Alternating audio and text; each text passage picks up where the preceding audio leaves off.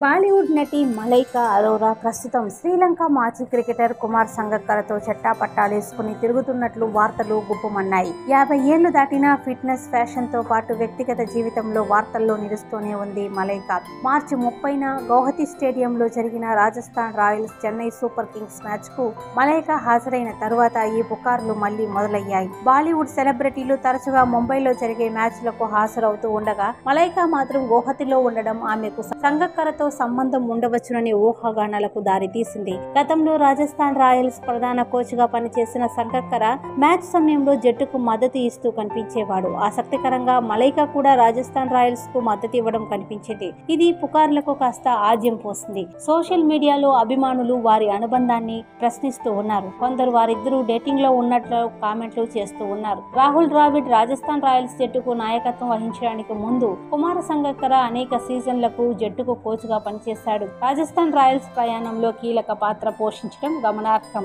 ఇక మలైకా అరోరా గతంలో నటుడు అర్జున్ కపూర్ తో చాలా కాలంలో ప్రేమలో ఉంది. వారి వయసులో తేడా ఉన్నప్పటికీ ఈ జంట చాలా సంవత్సరాలు తమ సంబంధాన్ని కొనసాగించారు. అయితే వారి మధ్య బ్రేకప్ అయినట్లు తెలుస్తోంది.